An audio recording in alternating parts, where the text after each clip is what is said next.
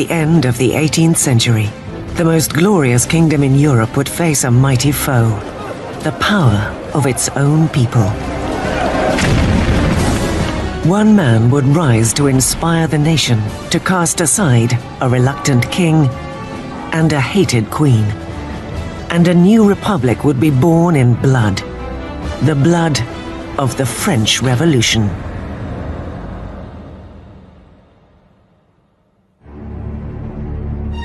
(1794), the Conciergerie prison in Paris. An impenetrable fortress on the banks of the Seine. Dank, rat-infested, it is known as Death's antechamber. Inside, what was once the voice of the nation is about to be silenced. As his hair is shorn and his neck laid bare for the blade of the guillotine, Maximilien Robespierre is about to be fed to a monster of his own creation. The French Revolution has reached its pinnacle of violence. The French Revolution is this extraordinary moment when people began to believe that you could actually recreate almost everything in a society, that you could not only change the politics, the institutions, but you could change human nature itself through political action. The French Revolution really does constitute the crossroads of the modern world where everything begins to turn in a different direction. The revolution saw a feudal land turn its back on aristocratic tradition and chart a violent new course towards the future.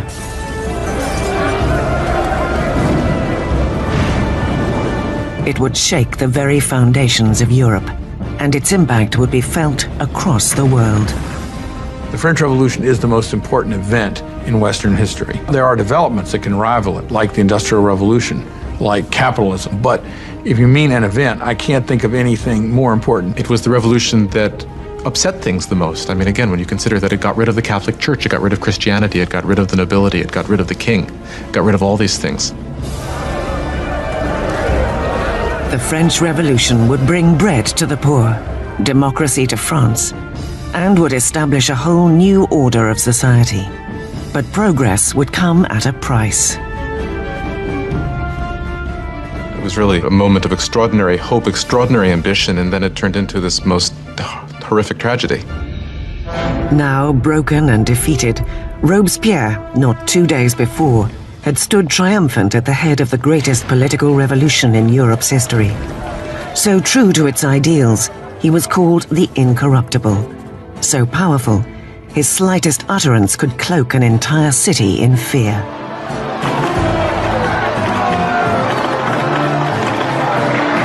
A master orator, Robespierre's words were his weapons. Now, silenced by a bullet to the jaw, he awaits the same swift and brutal end that he has ordained for so many others. The French Revolution is about to devour its chief architect.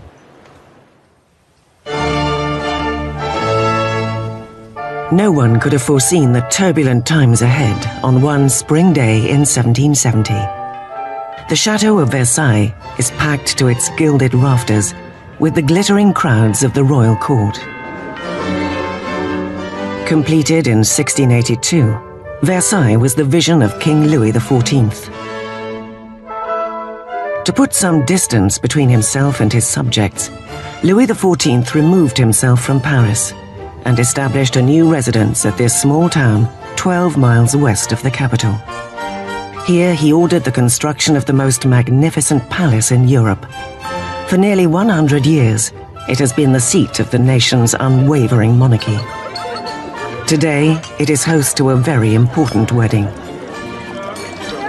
King Louis XV's grandson, Prince Louis Capet, next in line to the throne, is about to take a bride.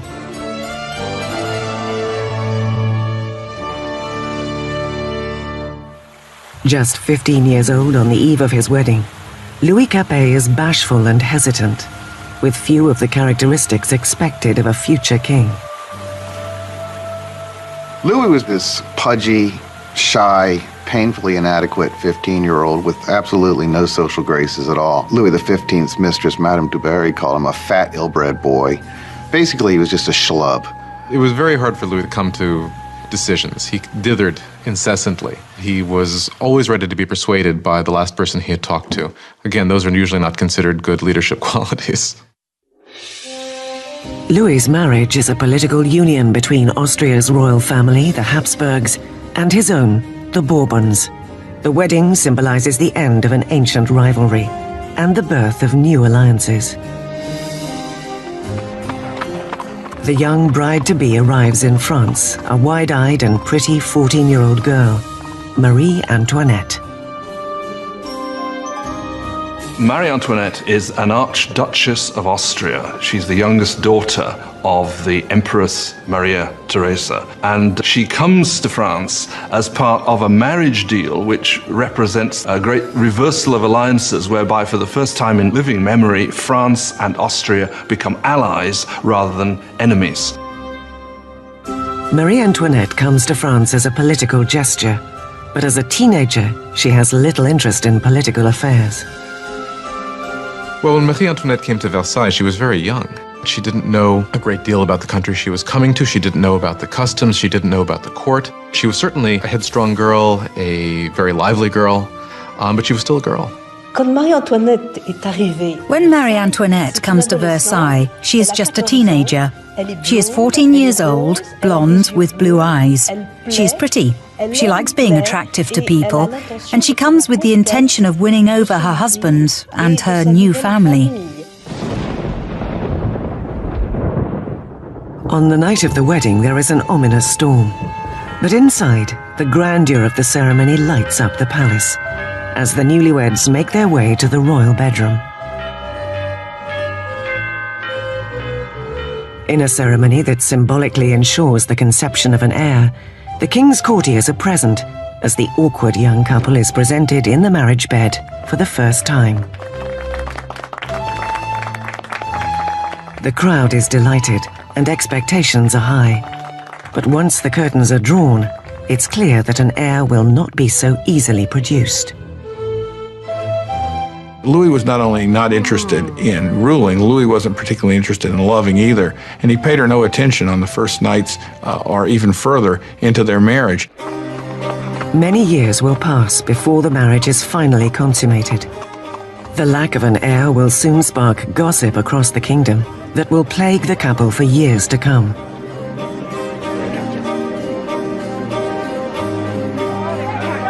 The grand wedding gala continues for days. But outside Versailles, there is less cause for celebration. Years of neglect by a royal government have left the French people deprived and hungry. 7 years earlier, Louis XV had lost the 7 Years' War, in which Britain had relieved France of most of her North American colonies. The ill-fated contest nearly bankrupted the country. France's coffers were nearly empty, even though its population was growing bigger every day. With diseases like the plague a distant memory, fewer people were dying, but more and more were hungry.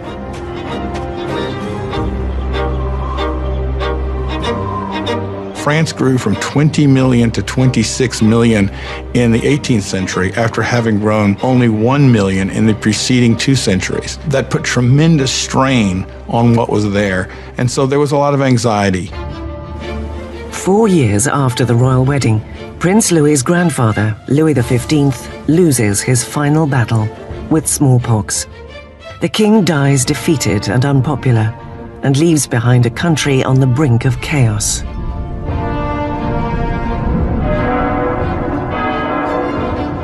In a lavish ceremony, young Prince Louis ascends to the throne and is crowned King Louis XVI. Despite the grandeur of his coronation, Louis is aware that he is woefully unprepared for the job. Louis XVI, the moment his grandfather dies and it suddenly is clear that he's king, he doesn't know what to do. He feels as if the world is falling in upon him. So although he's been educated in the full expectation of becoming king, he doesn't feel ready for it. For a kingdom in crisis, Louis XVI is not the ideal pilot.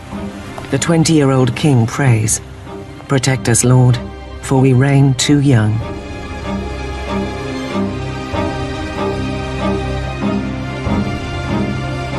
Ensconced in their royal apartments in Versailles, Louis and Marie Antoinette begin their new lives as young monarchs.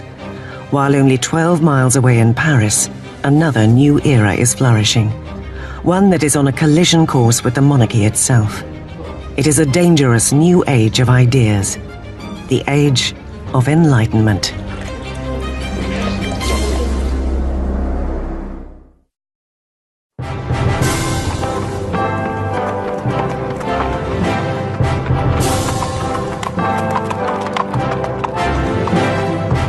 As the royal carriage approaches the prestigious Louis le Grand College in Paris, the crowds gather for a glimpse of pomp and celebrity. The newly crowned King Louis XVI and his young wife are being welcomed to Paris.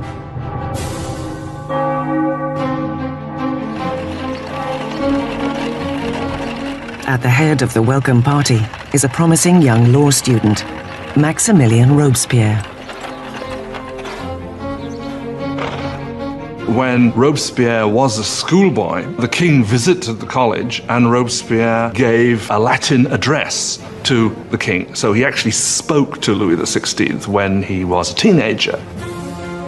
As Robespierre respectfully delivers his Latin soliloquy, the king hardly notices the boy.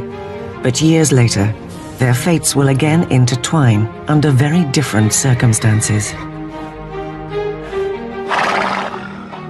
It was one of these rituals that take place in every school, and yet, of course, it was so charged with irony, because here you had the young Robespierre reading this discourse in honor of the man he would later kill. For now, the welcome is warm and the flattery effusive. But although the grandeur of the monarchy can still excite adulation and loyalty, parts of French society are beginning to question its role. Since the Middle Ages, French society had been divided into three classes, or estates, dictated by birth. There was a vast gap between the wealth of the first two estates, the nobility and the clergy, and the rest of France. During the 18th century, new thinkers began to use reason and science to challenge all such traditions. A new intellectual spirit of the age brings everything under fresh scrutiny, judging it according to criteria of rationalism and humanitarianism. France is alive with new discoveries and debates. It is the age of enlightenment. The Enlightenment is a movement which says don't trust authority, don't trust anything that you've been told by anybody else at all. Think it out for yourself, test it for yourself. In old regime Europe, you were told what to think. You were given information from above by your rulers, by your priests. And so the idea that you could map out all of human knowledge and then have access to it was revolutionary. In exclusive salons across Paris, aristocrats gather to discuss Enlightenment authors and the burgeoning age of reason. Voltaire, Rousseau, fresh voices who champion liberty, control of one's own destiny, and religious tolerance. The passion for this new literature is evident amongst the aristocracy. But as Enlightenment ideas trickle through all levels of society, the drive for equality will begin to threaten the aristocratic way of life.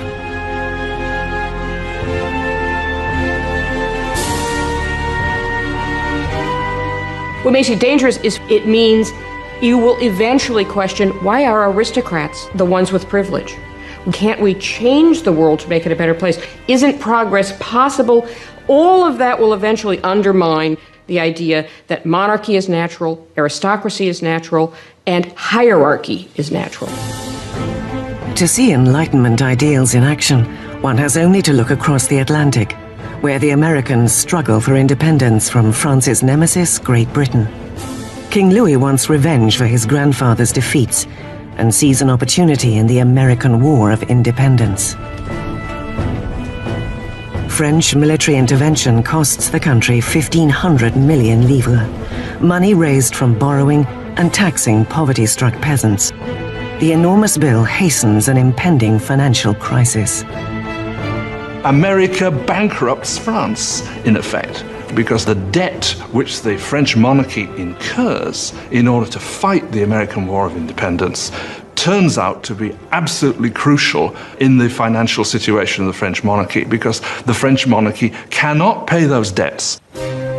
As Louis sends money and troops across the Atlantic, Marie Antoinette is busy incurring debts of her own.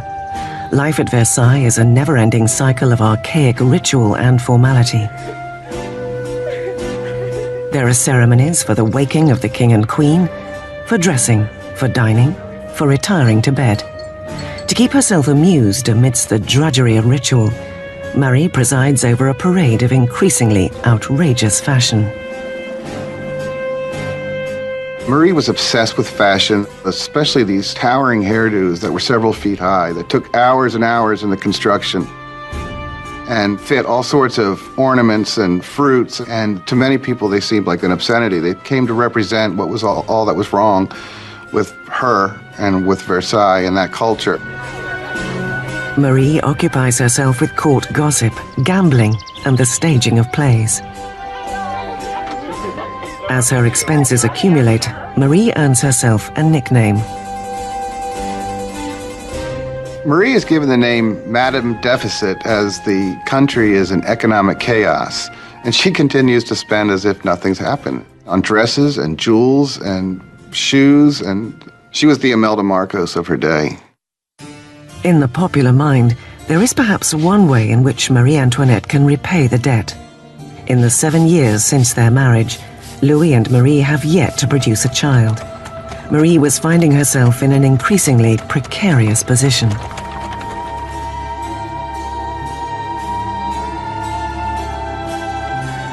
The job of the Queen is to produce a male heir. It's absolutely essential for there to be a son. And during that time, people criticize, people are dissatisfied, people say the king should never have married this Austrian archduchess, and now she can't even produce an heir to the throne. Marie is desperate. Louis's appetite for food is unquestioned, but sex is clearly not on the menu. Maria Therese, the mother of Marie Antoinette, questioned, if a girl as gorgeous as my daughter cannot get him going, then what's going on?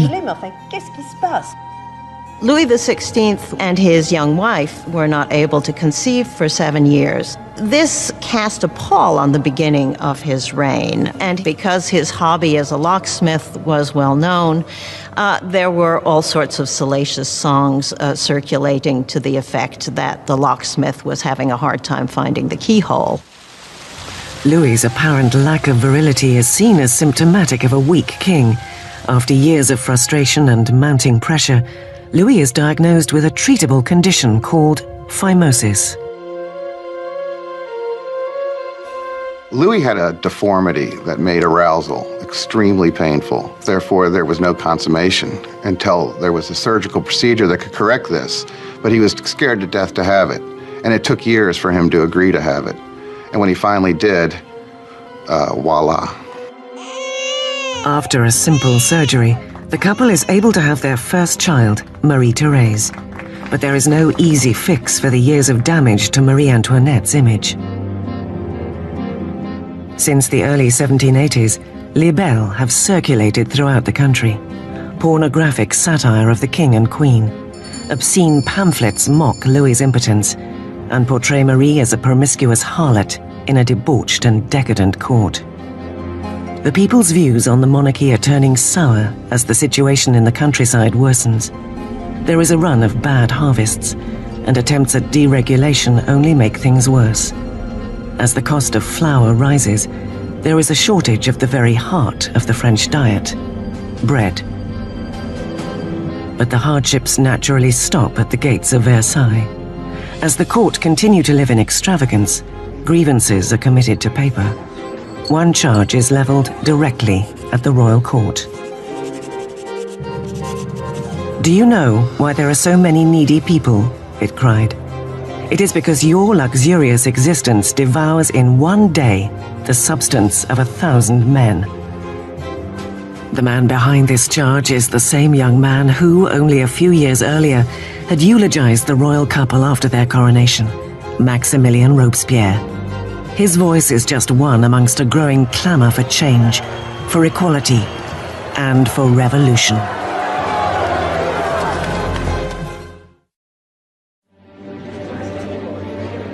Versailles, in the late 1700s, is an oasis of extravagance, surrounded by a land in despair. And with an uncertain king at the helm, France is charting a course for disaster. After 19 years of marriage, Louis has sired 4 children. Yet as a king, he remains impotent. As the financial crisis escalates, all the king can do is hire and fire a succession of ministers, none of whom have the answers. By ancient privilege, the nobility and clergy are exempt from taxation. And so as taxes rise to cover the government's mounting debt repayments, the burden falls heavily upon the poorest. To add to their misery, freakish weather arrives to decimate the harvest. If ever God intervened to make a situation worse, the summer of 1788 and the spring of 1789 is a moment when that happens. By the summer of 1788, you already have a burgeoning political crisis, and it's developing against a background of very serious food shortage. For the people of France in 1788, bread is the essence of life itself. Most ordinary people in France ate at least 2 pounds a day of bread. Bread was all important. Its price was immediately felt by everyone. If the price doubled, you were in big trouble. Under the financial mismanagement of Louis's government, the cost of bread skyrockets. Food supplies are hoarded by profiteers, and the cost of a loaf of bread can soon equal a month's wages.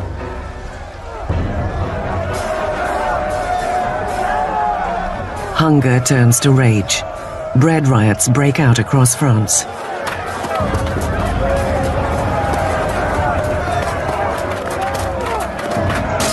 Bakeries are raided, and shopkeepers suspected of hoarding bread are lynched on the spot.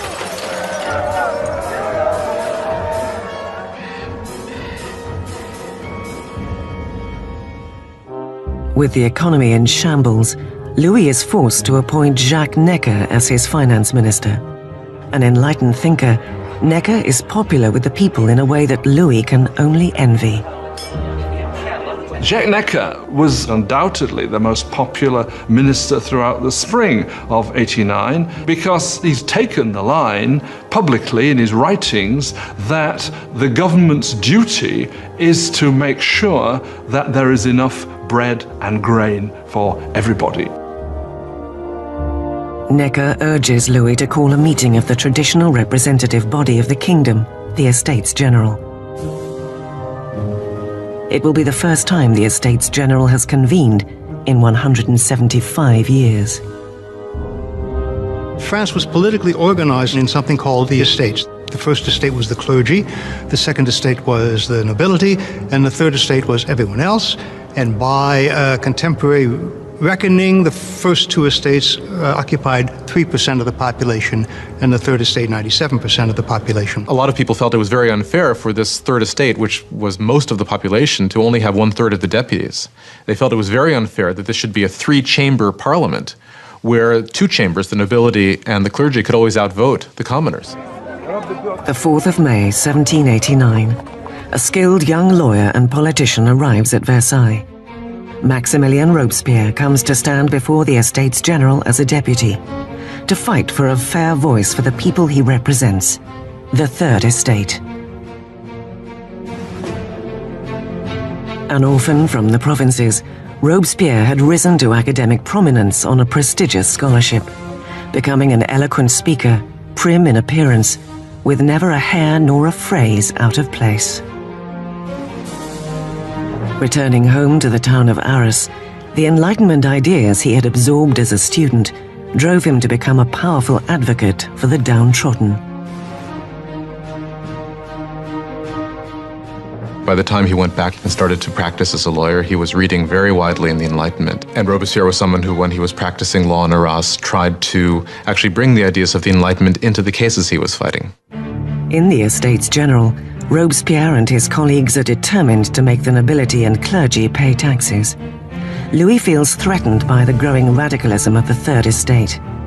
After a 6-week standoff, The deputies arrive to find that they have been locked out. On June 20th, when the deputies come to their meeting and find the doors locked, they suspect a plot. They move next door to what we call a tennis court, which was really a handball court, and gather together and swear they will not stop meeting until they have a new constitution. The deputies have declared themselves to be the National Assembly, the true representatives of the people of France.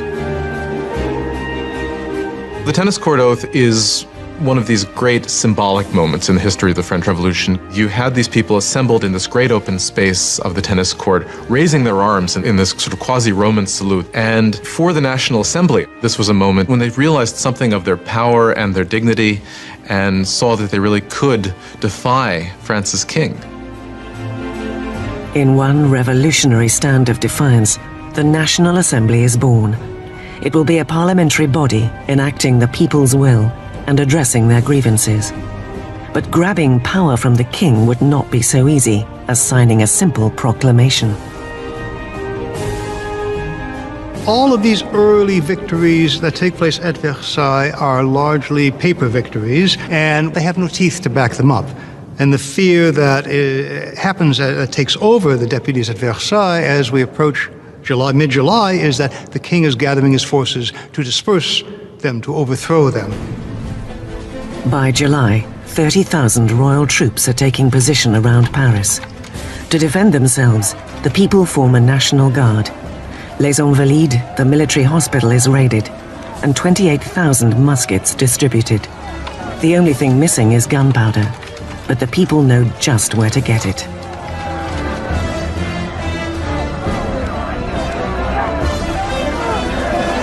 Near the center of Paris, there looms a massive stone keep, an infamous symbol of tyrannical government, the Bastille. The prison houses the city's stores of gunpowder and is legendary as a place where enemies of the crown disappeared.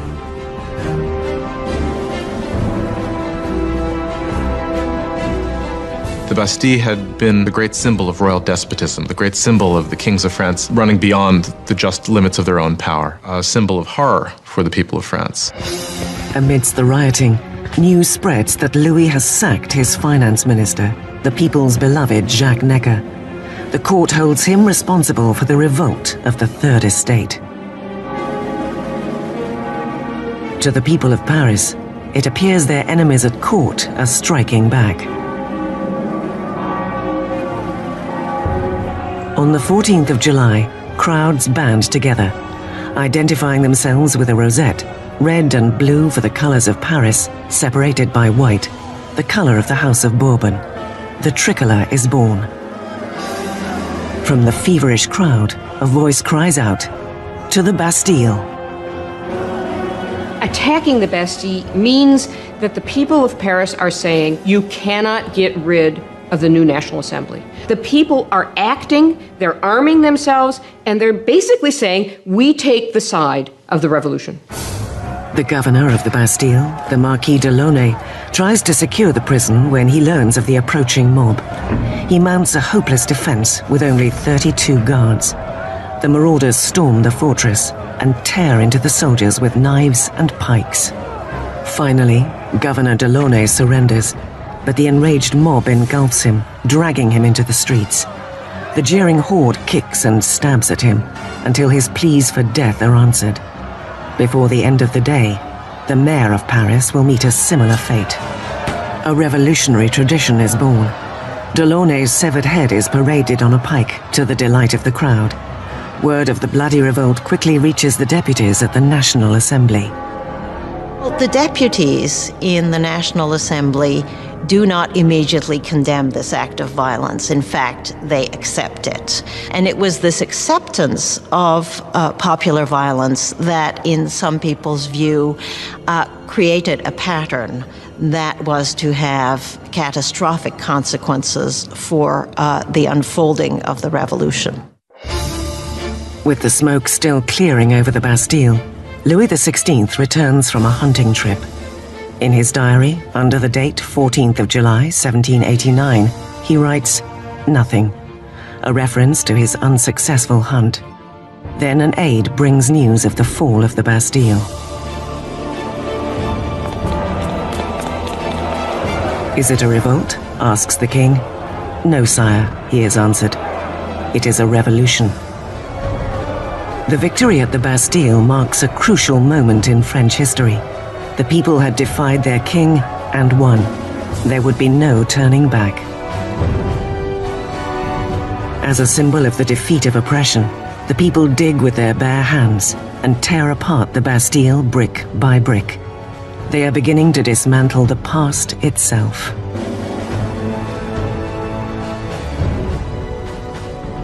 The French went about the process of tearing down the Bastille as quickly as they could. In the absence of powerful explosives, this was done very painstakingly, but with a tremendous amount of vigor.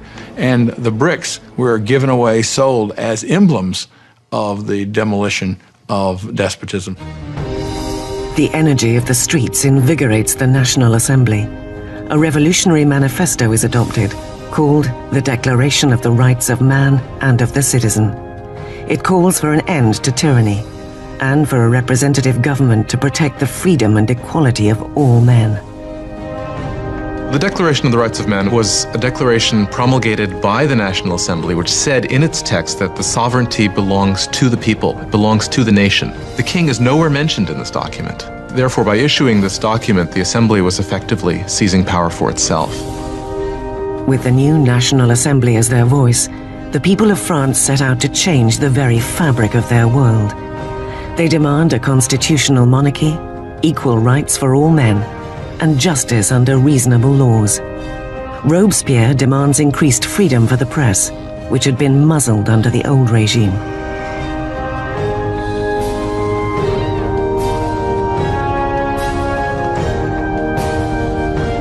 The resulting free press is spearheaded by l'Ami du Peuple, the people's friend. A fiery newspaper full of vitriolic rants and provocation, it is the brainchild of a former doctor, Jean-Paul Marat. A controversial author of tracts on science and philosophy, Marat was rejected by France's Académie des Sciences. It left an enduring bitterness against the French establishment. Later, whilst on the run from royalist police, Marat contracted a painful skin disease that left him confined for long periods to a medicinal bath. Marat finds in the revolution the perfect outlet for his venom. Jean-Paul Marat was just one of these professional malcontents. And unfortunately, revolutions do offer opportunity to professional malcontents. Marat took all of that bile, all of that resentment, and funneled it into a newspaper that became extraordinarily successful, l'Ami du Peuple. Marat was a man possessed of extraordinary anger. You just have to read the pages of his newspaper, The Friend of the People, to see this. In every issue, he displays a complete paranoid mentality. He sees plots everywhere. Everybody is plotting against the revolution, and the answer is very simple for him. The answer is blood. The answer is heads. Marat loathes the monarchy's extravagance amidst the poverty gripping France, and needs only the slightest rumor to lambast the king and queen in his newspaper. On the 2nd of October, 1789, his anger boils over.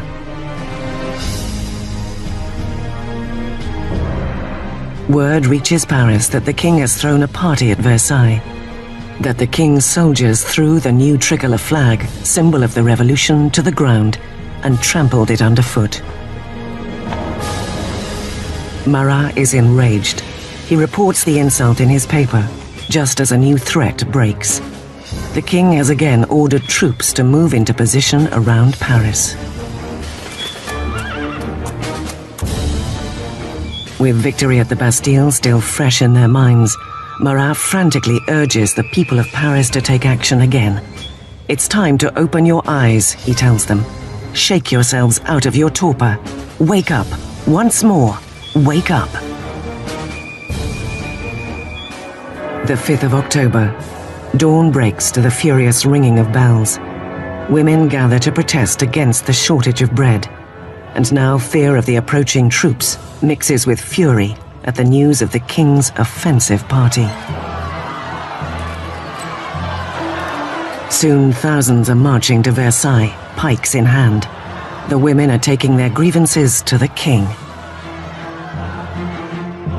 The core of the crowd was made up of the famous poissardes, the fearsome fish ladies of the central markets, who were known for their brawny build and their fearlessness. They were equipped with large knives for scaling fish. They were hugely muscular because they carted boxes. You didn't want to tangle with these ladies. These are women of the poor quarters. These are poor women which are affected by the increased price of bread, by the scarcity of products, who suddenly begin to realize that they must act. It is quite extraordinary how these ordinary women, probably most of them couldn't even write their name, suddenly act as the protagonists of the historical process. At the palace, word of the approaching crowd of angry women reaches the Queen's chambers. Legend has it that it is at this moment that Marie Antoinette utters the most famous line she never said. Marie Antoinette did not say, "Let them eat cake." That is a myth. Marie Antoinette, unfortunately, probably never even noticed the poor people of her country long enough to make such a statement. As the mob of women gather outside the gates, Louis understands the revolution can no longer be ignored. It is being brought to his front door. He agrees to sign the Declaration of the Rights of Man, but the crowd continues to grow throughout the night. By morning, 20,000 people are camped outside the palace. To close the centuries of distance between the king and his subjects, the angry mass demands that the king and queen move to Paris. Typically, Louis prevaricates. His hesitation would provoke a fury in the crowd and put the lives of the royal family in grave danger.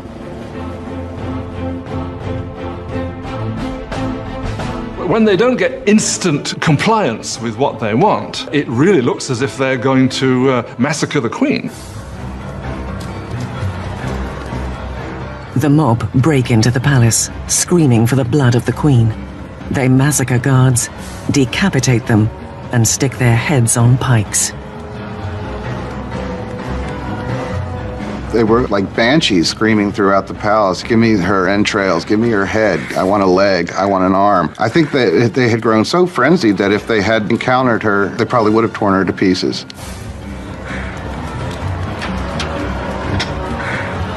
Terrified for her life, Marie Antoinette escapes to Louis's apartments, only moments before the women break into her chambers and tear her bed to shreds. The king and queen are now trapped by the mob and at its mercy.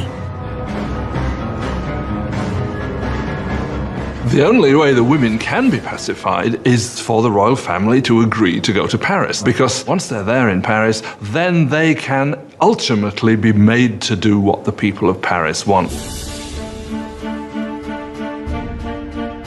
They march 60,000 strong, leaving Versailles with carts and wagons filled with flour from the royal storehouses.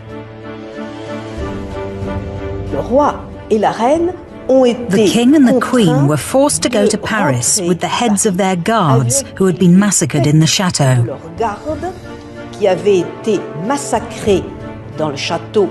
Their heads had been cut off with knives. This was a moment of completely unbridled violence. These heads were made up with makeup and paraded in front of the carriage with the king and queen following. The king and queen are installed in the Tuileries Palace. They will never see Versailles again. Once the royal family moves to Paris, they are the prisoners of Paris. They know it. Everybody else knows it. There are great limits to what they can do or even dream of doing. They are the prisoners of the capital city, there's no doubt. Versailles is abandoned, and the assembly moves to Paris. Ultimate power now seems to rest with the Paris mob. France will have a new democracy, new laws, and a new terrifying symbol of the revolution will make its first appearance: the guillotine.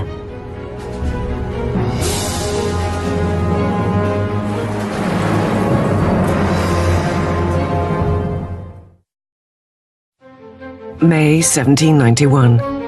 It is nearly 2 years since the royal family and the National Assembly have moved to Paris. Robespierre speaks often at the Assembly and at the Jacobin Club, a debating society named after the former Jacobin monastery where they gather.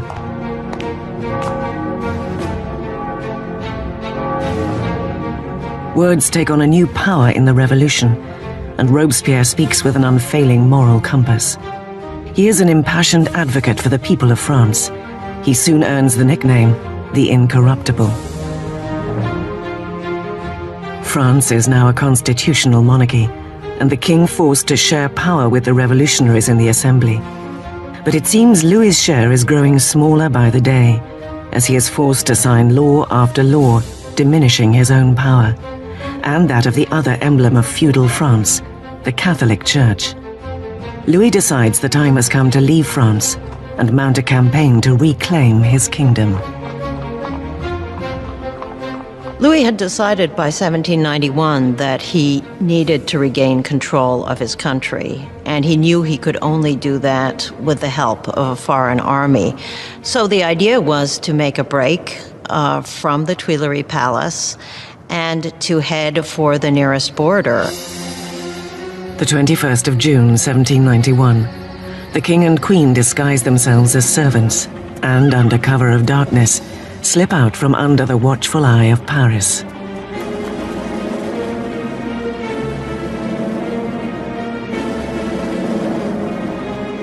It is past midnight when they arrive in the small town of Varennes, 100 miles east of Paris. They are close to the border of Austria, safety just a few miles away. But they are about to run out of luck.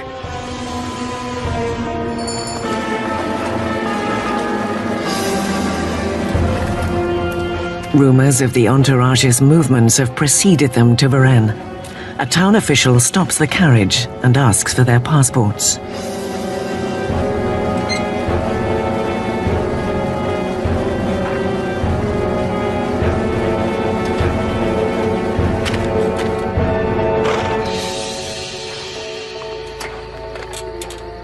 The official's suspicions are confirmed.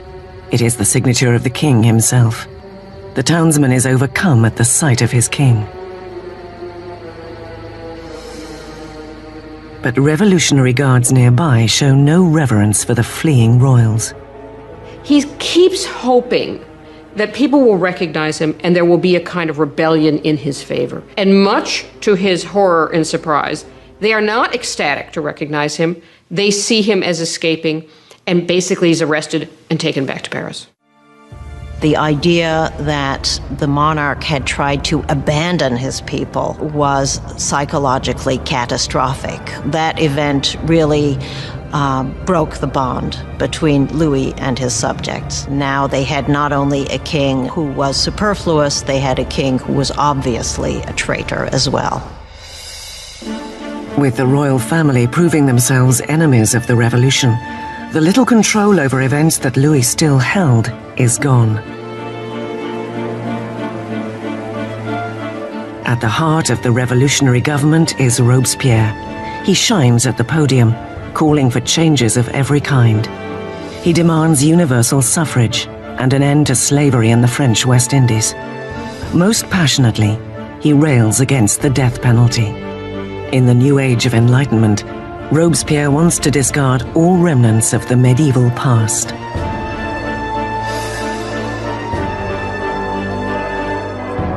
France had inherited a macabre repertoire of execution methods from its medieval past. Cruel, torturous deaths by drawing and quartering, hanging, drowning, and burning. Well, under the old regime, there was a whole panoply of very gruesome punishments, and decapitation was punishment reserved for the nobility. And one of the things that the revolution wanted from the start was to have everybody equal in death. They wanted symbolically to have the same punishment available for anyone. Despite Robespierre's opposition, a new killing machine takes center stage in Paris. Dr. Joseph Guillotin, a physician, proposes a new decapitation machine. Beheading, he argues, is a humane method of execution. A swift slice of steel delivers a quick, painless death. Dr. Guillotin describes his new device to the Assembly. The mechanism falls like thunder. The head flies off. Blood spurts. The man is no more. Always a supporter of bloodshed, the journalist Marat prints an enthusiastic rant in his paper, announcing the device's new name, guillotine. It will soon earn another nickname, the National Razor. The French revolutionaries believe in humane values. They believe that unnecessary suffering should not be caused. And what they like about the guillotine is that it is quick, it's efficient, and as far as we can tell, although no one has returned to tell the tale, it's painless.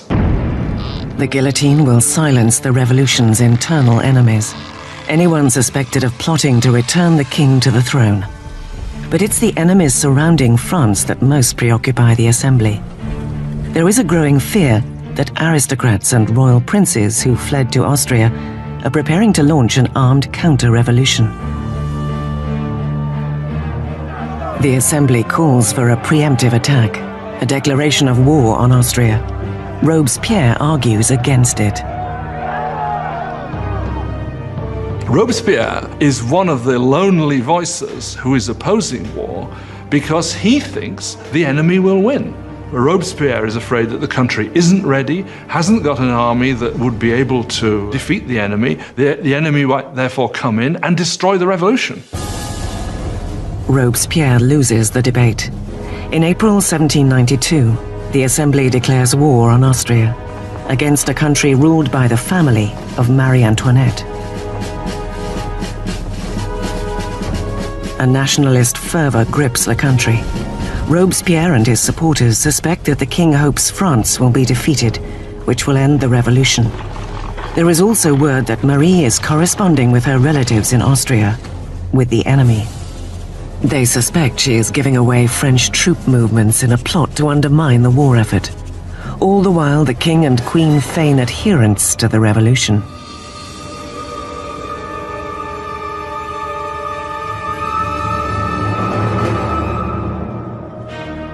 Louis and Marie Antoinette are playing a double game. They are seeming to go along with the revolution many times, at the same time as they are conspiring against it. They are trying to survive. If you want to be generous, they're survivors. But if you want to be, look at it from the revolutionary point of view, is they're liars. With the French army already suffering setbacks on the border, word reaches Paris that Austria's ally Prussia has joined the invasion. Their troops are mobilized under the command of the Duke of Brunswick. The atmosphere in the city is tense. Paris is a tinderbox.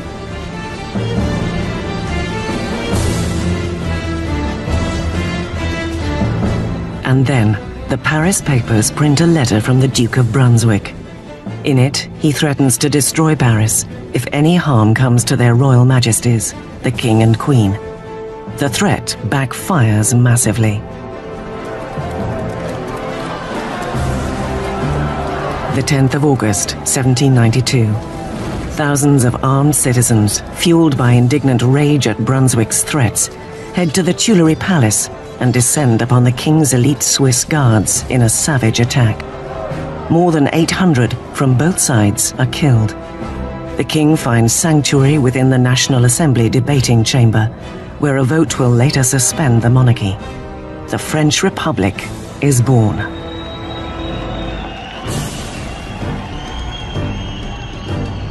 The blade of the guillotine is christened with the blood of Louis's remaining guards, and Robespierre, once a staunch opponent of the death penalty, has had a change of heart. The birth of the new republic can only begin with the death of a king.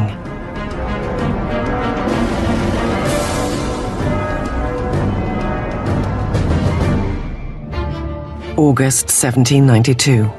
With the king deposed and imprisoned, Robespierre and his Jacobins are locked in a battle with the moderates of the Assembly, the Girondins, for control of the national government. But on the streets of Paris there is a new radicalism. It is led by the artisans and working men of Paris. Recognizable by their long trousers, in contrast to the knee breeches or culottes worn by the aristocracy.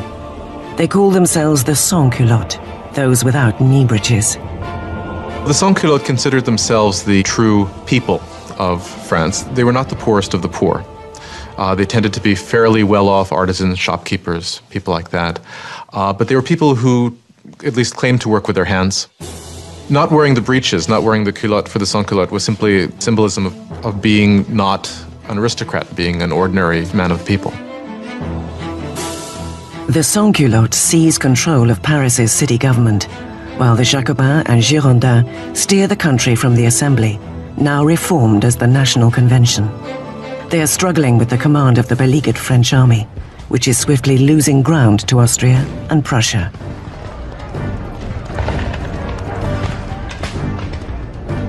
While fighting back enemies at the border, the revolutionary government cracks down on enemies within.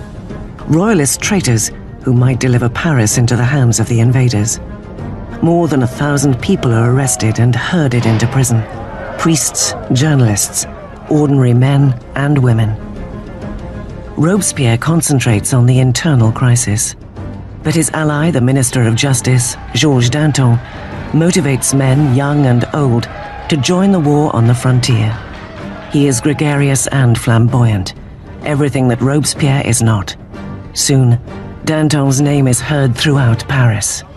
Danton is a bigger-than-life character, a man full of life, full of bombast, a tremendous drinker and debaucherer who, though he's from the educated classes himself, is a guy who, unlike Robespierre, can physically identify with the working people in a way that Robespierre simply cannot. As the Prussians close in, Danton's fiery rhetoric mobilizes the people, inspiring many to enlist. At one of the moments of greatest peril for the revolution, the Austrian and Prussian armies are invading. He gets up in front of the people of Paris and shouts, "De l'audace, encore de l'audace, toujours de l'audace, et la patrie est sauvée." Boldness, more boldness, forever boldness, and the fatherland is saved. He's really one of the people who manages to rally the country against the invader. It's an extraordinary moment. With so many able-bodied men leaving for the front, Paris is left defenseless, its jails bursting with political prisoners. A fear takes hold that the prisoners will be impossible to contain.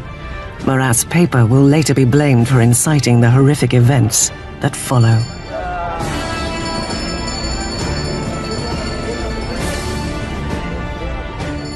The foreign armies were advancing on Paris.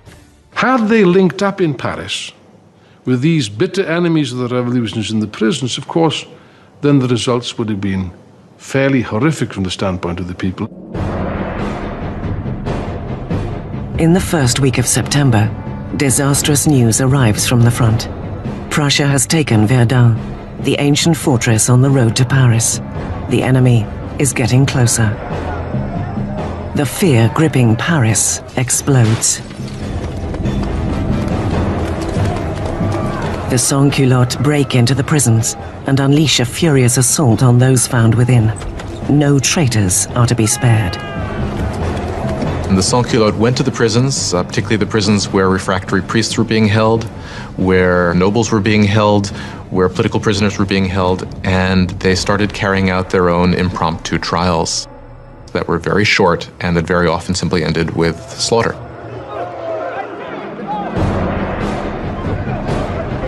Women are raped or mutilated, priests disemboweled, aristocrats hacked to pieces. More than 1,600 people are slaughtered in just a few days. When word of the September massacres spreads throughout Europe, there is widespread revulsion.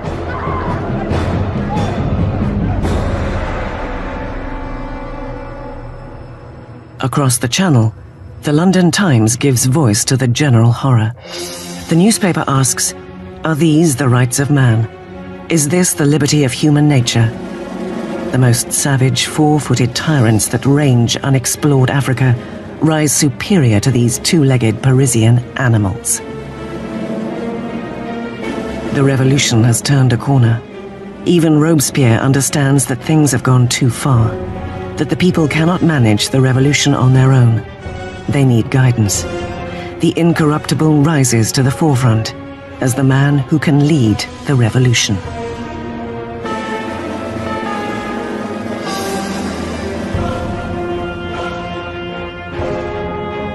There was a time when Robespierre had pushed for a constitutional monarchy.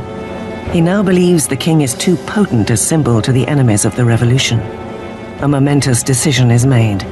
France will put its own monarch on trial. With the verdict a foregone conclusion, the only debate left is punishment. The moderates, led by the Girondins, call for sparing his life, which isolates them in the convention. The Girondins really crystallized as a faction in the convention over the debate over the king, because while they certainly wanted a republic, they were less sure that the king should actually have to die. But the debate is dominated by the Jacobins, who call for blood. Why did the Jacobins want to kill the king? I think they wanted to kill the king because, as Robespierre brilliantly said, you have to kill the king so the revolution can live. If the king is right, then the revolution is wrong.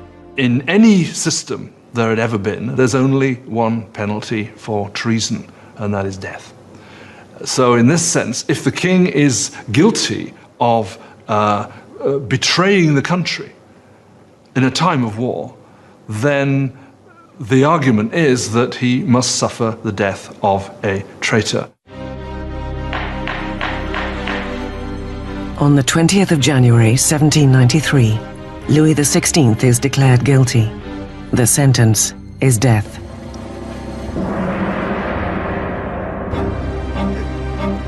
That evening, Louis is briefly reunited with his family. Calm in the face of their tears, he promises to return the next morning to say a final goodbye. He will not. He cannot bear his family's anguish, and must not weaken on the way to the guillotine.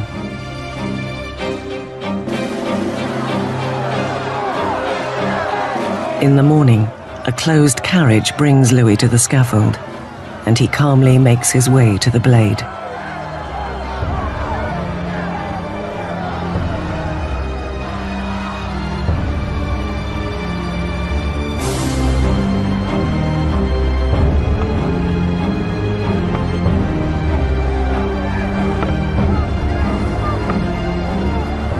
He attempts to give a speech. I die innocent of all the crimes laid to my charge. I pardon those who have occasioned my death, and I pray to God that the blood you are shedding may never be visited on France. But the guards drown him out with a drum roll.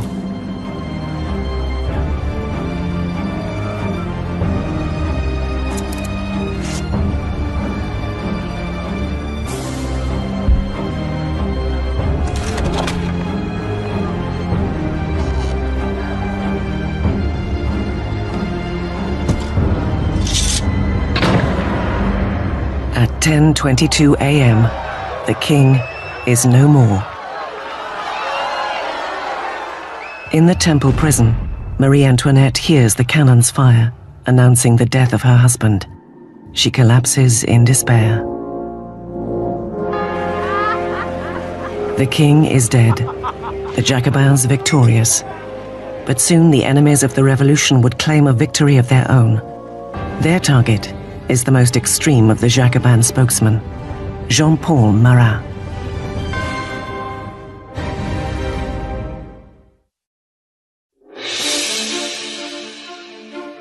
The death of King Louis XVI marks a turning point, a pivotal moment when the radical revolutionaries claim victory and the French Republic is born in blood. By the end of 1792, the radical Jacobin faction, believing the young revolution to be threatened by traitors and foreign intervention, are resorting to more and more violent means. But the Girondins, representing a more moderate brand of republicanism, want to curb the violence for fear it will lead to civil war. Their most vocal opponent, Jean-Paul Marat, strikes back at the Girondins with furious tirades in his newspaper, naming those he believes are plotting against the revolution. He had once called for the execution of 200 people. Now, He wants 200,000 heads to roll. When you look at Marat's journalism, it's got one basic principle, which is be more extreme than anybody else and call for people to be killed. If you look at Marat's journalism all the time, he's saying, if only we chopped off a few heads, then things will be all right. And when things aren't all right, if only you chop off a few more heads, things will be all right. Suddenly, people in Paris begin to massacre people, and Marat is the first to claim credit for that. But this extremism hasn't taken hold everywhere. In the provinces, many are outraged at the brutality of the Jacobins and call for an end to the bloodletting. Charlotte Corday, a passionate and determined young woman, is one such opponent. Charlotte Corday is an average person in the city of Caen. She's appalled by the killing that's going on there, and she, perhaps rightly, considers Marat one of the chief authors of that. He's been instrumental on the radical side of the revolution. His Ami du Peuple is still calling for heads. The 13th of July, 1793, Charlotte Corday arrives in Paris. She knows that the friend of the people has an open-door policy at his home, where he can be found at nearly any hour, soaking in his medicinal bath.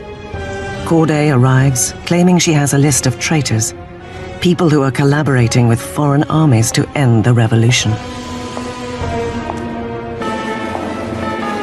Marat asks Corday for the list, promising that the traitors will be guillotined the next day. Having given him that, she then produces a poignard, a little stiletto, and stabs him in the chest.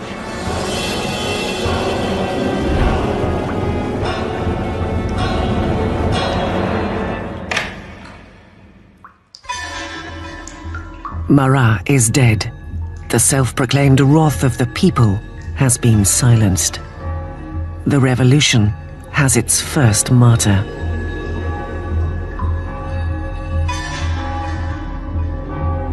When the revolution turns bloodthirsty, it's very easy to say it was his fault. And that, of course, is what those who hated him or feared him did say, and that's one of the reasons why Charlotte Corday actually murders him in 1793, because she regards him as responsible for many of the bloody atrocities that have actually occurred. Corday makes no attempt to escape. At her trial, she is unrepentant and proud. When the prosecutor demands to know what she had hoped to achieve, she answers, "Peace. Now that he is dead, peace will return to my country." Corday is guillotined 4 days after Marat's death. Her dream of peace dies with her. She has killed the man, but created a legend. Marat's death is most famously depicted by the painter David.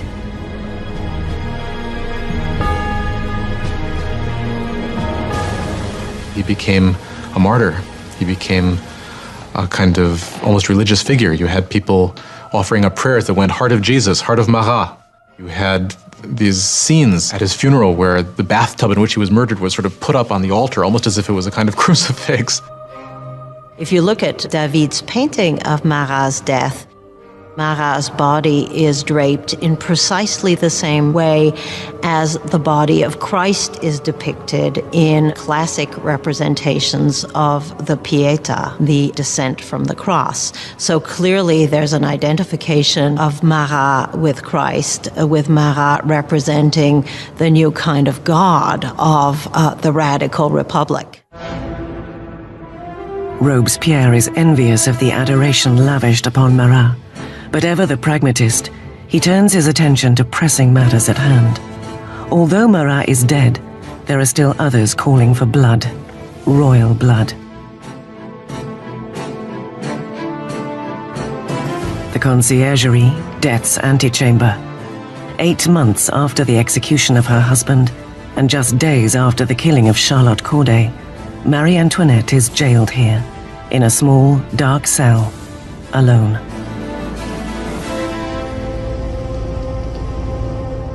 One of the worst things that happens to Marie after the execution of Louis is her children are ripped away from her.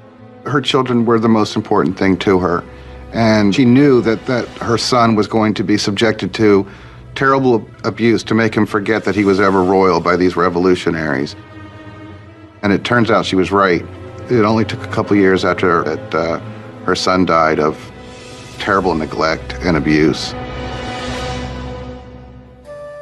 The once vain Marie Antoinette is only 38 years old, but events have aged her beyond her years. Marie Antoinette had been a very pretty woman, elegant, until the Revolution. And from 1788-89, she got thinner, her hair went white.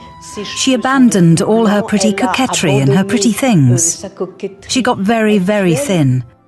When she arrived for her trial, she was unrecognizable. On the 15th of October, Marie Antoinette is put on trial, accused of high treason. Most of the evidence offered is salacious and vengeful rumor. A final charge is added to the list. She is accused of incest with her son. At this, Marie stands to defend herself.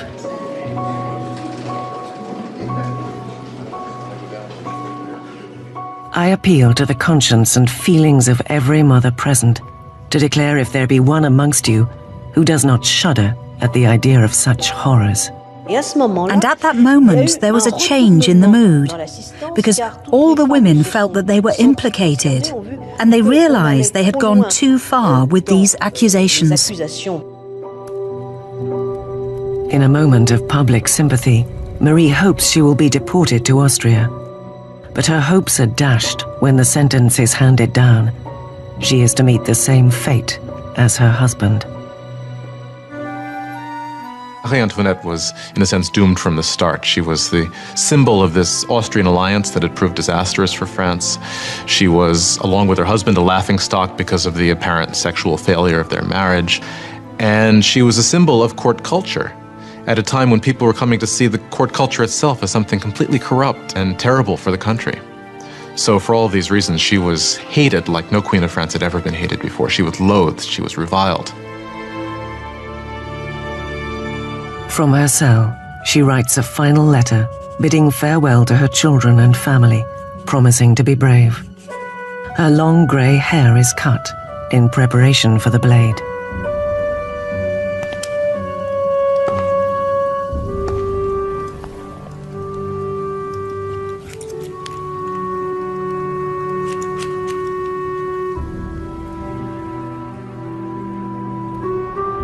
Her hands are tightly bound. As she is escorted out of the prison, she is expecting a carriage. Instead, there is just a tumbril, an open wagon. She hopes when she's taken off to execution that she's going to get the same treatment that the king got, meaning she would be in an enclosed carriage so the crowd couldn't get her, but they just put her in an open wagon where people would shout all sorts of things, horrible threats at her. A shadow of the sovereign she once was, Marie Antoinette maintains a queenly dignity as she sits in the open tumbril, paraded through the streets of Paris.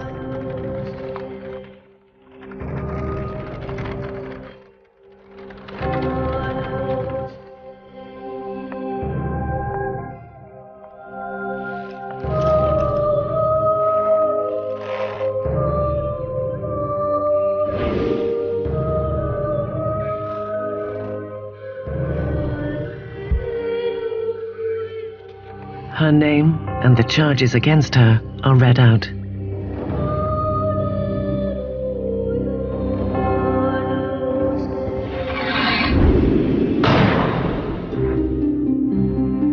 The last Queen of France is dead. 2 weeks later, after countless more executions, a member of the National Convention notes the pointless waste of life, as one colleague after another falls victim to the guillotine. The revolution is like Saturn, devouring its own children, he says. Danton sniffs. Revolutions, my friend, cannot be made with rose water. The bloodshed, has only just begun.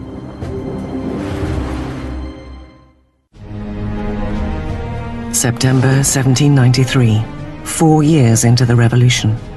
France is being torn apart. There is violent insurrection in the provinces and huge losses in the faltering war against Europe.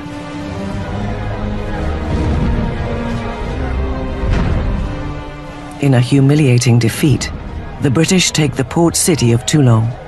Europe is eating away at France's borders. France is the single largest country in Western Europe. It's the most populous country in Western Europe. It has been the great military power. And of course, when it entered into the revolution, a lot of its traditional enemies and also a lot of its traditional allies thought, aha, this is our chance to, not to carve a piece off of the actual territory of France, but certainly to enrich ourselves at its expense and to weaken it permanently. France is isolated in the whole of Europe. It's being blockaded by Britain. It's being attacked and invaded by Austria and by Prussia. The people of Paris are seized by a fear that the victory of the counter-revolution will lead to a bloodbath. Danton and Robespierre, the star orators of the National Convention, realize that only drastic new measures can save the revolution. They convince their colleagues to institute a new form of martial law. It is time for all Frenchmen to enjoy sacred equality, announces Danton to the convention.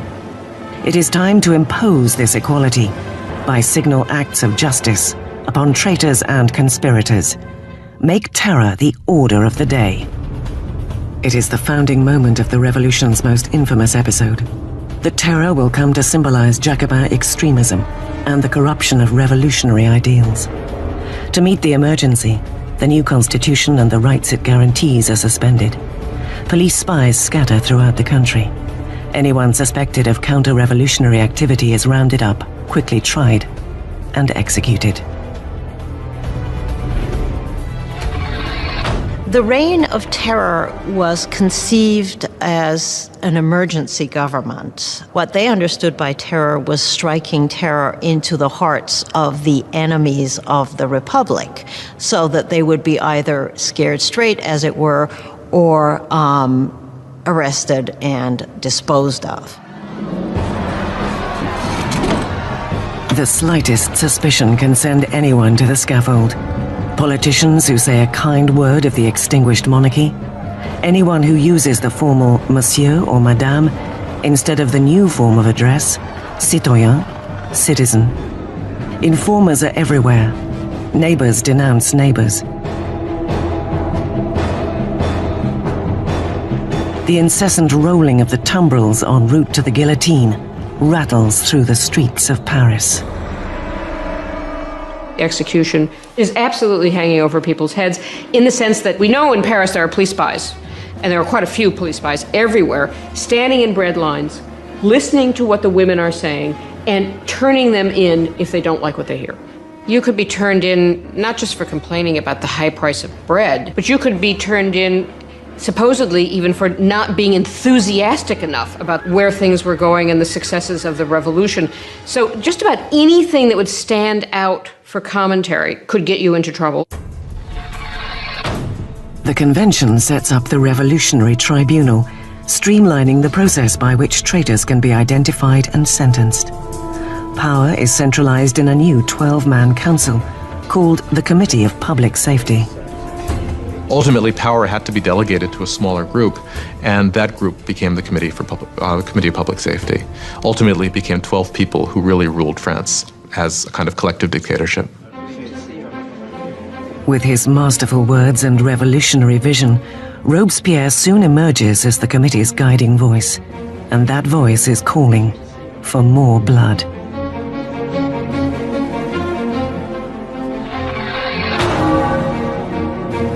One of the paradoxes in Robespierre's political life is that he very early on is a passionate opponent of the death penalty. And of course, this is thrown back in his face later when he becomes an equally passionate proponent of terror and the guillotine.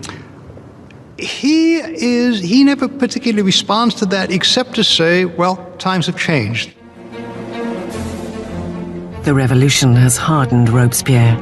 Once a fierce supporter of a free press, he now reinstates censorship. The Catholic Church, already mauled by the revolution, faces a new threat. Robespierre endorses one of the most radical revolutionaries, Jacques-René Hébert, as he proposes a program of de-Christianization. When the crisis of the war and internal rebellion is at its height, people begin to say the root of all the problem is priests, is religion. And what we've got to do, if we're ever going to be safe against the enemies of revolution, is destroy the power of the Catholic Church. Superstition, fanaticism, that's what religion's all about. And therefore what we have to do is stamp out this whole thing entirely. Streets carrying the word saint are renamed. Religious icons are destroyed and replaced with tributes to the new saint, Marat. The church came to seem simply the enemy to the radical revolutionaries. Churches and cathedrals are simply stripped of their altars. Stained glass is smashed, statues are smashed, the wealth of the churches is simply carted off. Of course, for European opinion, this was something even more shocking than the death of the king. Not even the Christian calendar is spared. Years are no longer numbered from the birth of Christ, but from September 1792, the proclamation of the Republic. It is now year 1. Months are renamed according to the seasons. July becomes Thermidor, April, Floreal. Months are broken into 3 weeks of 10 days each. The revolutionary calendar was certainly designed as a kind of weapon against Christianity, against Christian belief. Of course, by having a 10-day week, you'd no longer have Sundays, so people wouldn't even know what day Sunday was anymore. That's what they hoped. The terror spreads across France. Insurrections are put down with swift, unrelenting brutality. In the city of Lyon, where counter-revolutionaries are gaining ground, the National Convention's representative sets a brutal example. Hundreds of rebels are tied up, marched into fields, and mowed down en masse.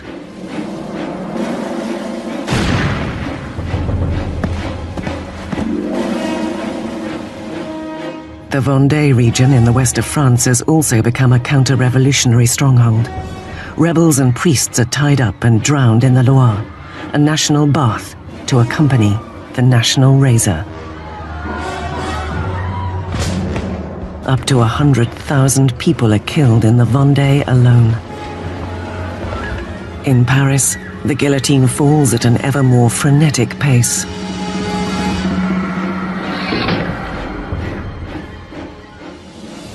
Now the French armies are beginning to win victories. With the help of a brilliant young commander named Napoleon Bonaparte, rebellious Toulon is recaptured and the Royal Navy forced to evacuate. The revolution is fighting back.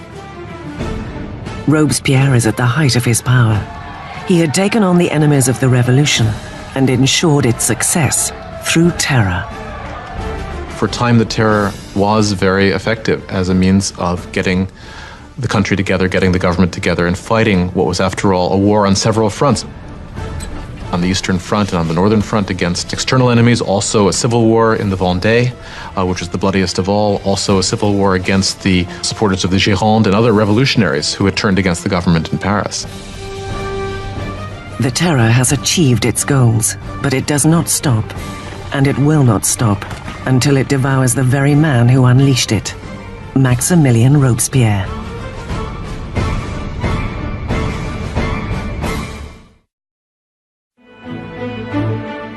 With the bloodletting of the terror, Robespierre has saved the revolution. An invigorated army repels attacks at the border, and internal dissent has been all but quashed. But Robespierre has now set his sights on a loftier goal: to use more terror to create a new kind of society, a republic of virtue.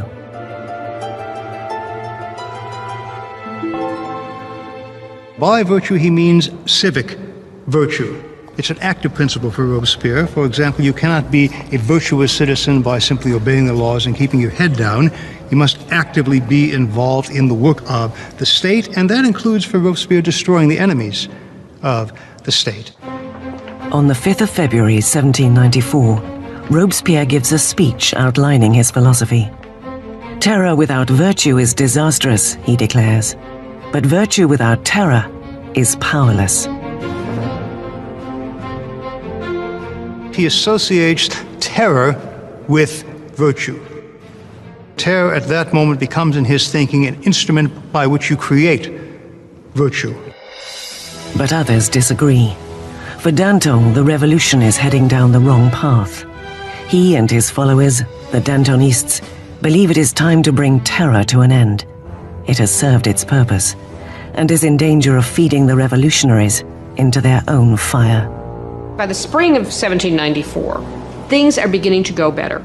The food situation is no longer so bad, and the war effort is going better, and Danton is basically saying we need to get a new footing for the government. We need to move to a kind of normalization. Robespierre believes it's too soon. Danton will start organizing a group to argue that we should end the terror. Robespierre will see this as a direct threat to the government. He will not see it as just a difference of opinion about the direction of policy. He will see it as potential treason. And in Robespierre's Republic of Virtue, there is only one response to treason. The Dantonists are rounded up and quickly sentenced to death. Robespierre has sent thousands to their deaths, but is uneasy with the actual process. He will not attend the beheadings of his former friends and allies. As he steps up to the blade, with typical bravado, Danton tells the executioner, "You will show my head to the people. It is worth seeing."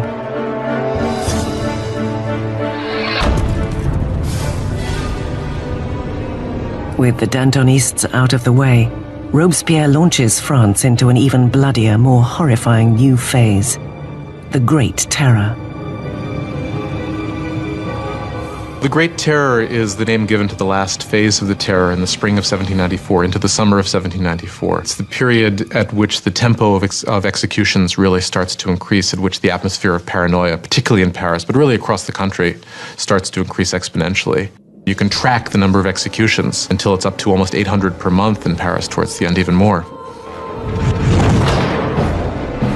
The scale of bloodletting is unprecedented, but on the 6th of June 1794, the roll of the tumbrils comes to a halt. The guillotine hangs silent. Robespierre has declared a new religious holiday, the Festival of the Supreme Being.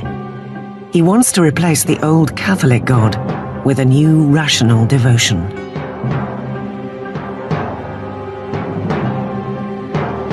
One thing about Robespierre is that he never supported these atheist policies. He believed that people needed a divinity to believe in.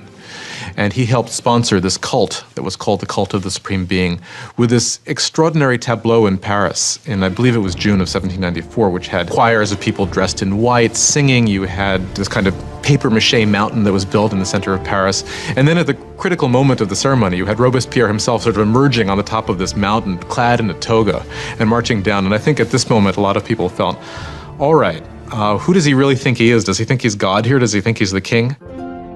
With the Great Terror spiraling out of control, Robespierre's colleagues see the festival as his departure from the realm of reality. There are those who think that Robespierre really has reached so extreme and so unreasonable a position that he can't turn back, that his fanaticism has somehow overtaken him, and there are those who think he's just gone nuts. Once again, Robespierre's suspicions seem to focus on those closest to him. On the 26th of July, now the 8th of Thermidor, he appears at the convention and gives a 4-hour speech, insinuating that there are traitors in their midst. Robespierre makes a tactical error. He comes in and announces that he has a new list of enemies of the Republic, but he won't give the list. Therefore, everyone is afraid they might be on the list, and when he comes back the next day to give the list, he is arrested before he can speak. An unexpected chorus of voices shouts Robespierre down. He is stunned into silence. The convention orders the arrest of Robespierre and 4 of his supporters. He will never have another opportunity to address the convention.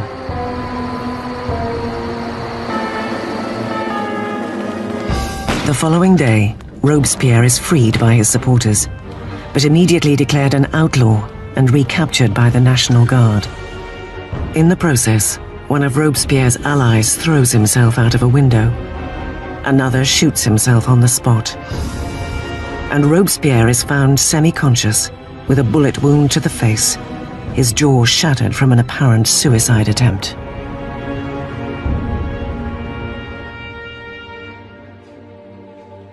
Robespierre spends his last hours on a table in an anteroom of the National Convention.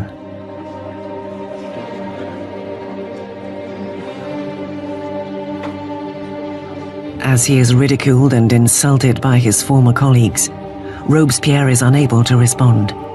The Grand Master of Oratory has been silenced.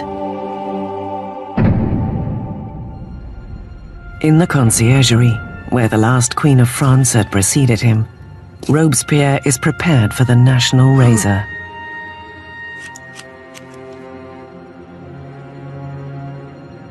The French Revolution, with its origins in noble hopes for liberty and equality, has become a monstrous exercise in political murder and civil war.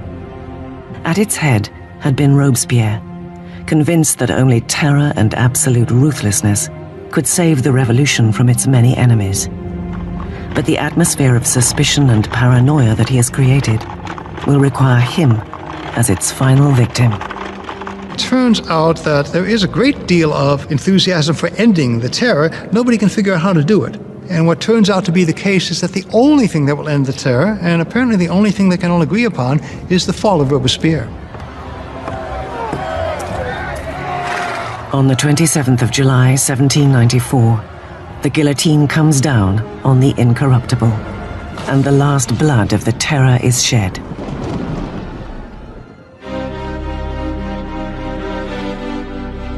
The terror dies with Robespierre, but the revolution does not. The rights of man, democracy, the new republic, the impact of these revolutionary achievements would far outlive any of the revolutionaries themselves. France would enter a period of uncertainty, frozen between fear of another terror or a return to the oppressive monarchy that preceded it. 5 stagnant years would pass before power once again consolidated in the hands of a single man, Napoleon Bonaparte. Whether Napoleon betrayed the revolution or consolidated its achievements is still keenly debated. His meteoric rise was certainly only possible because of the revolution.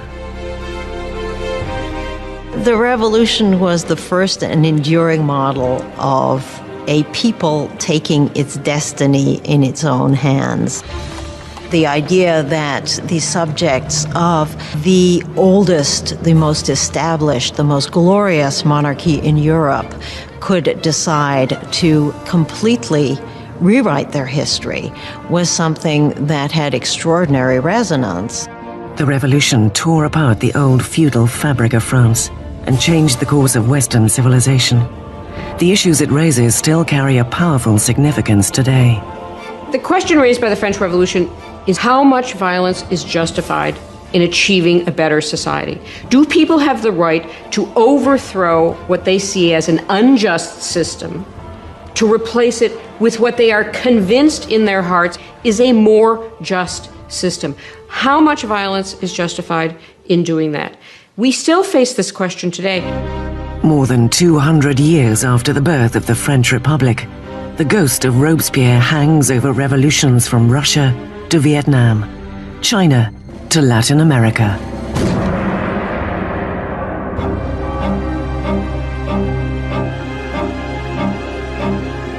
The French experiments with democracy have inspired models all over the world.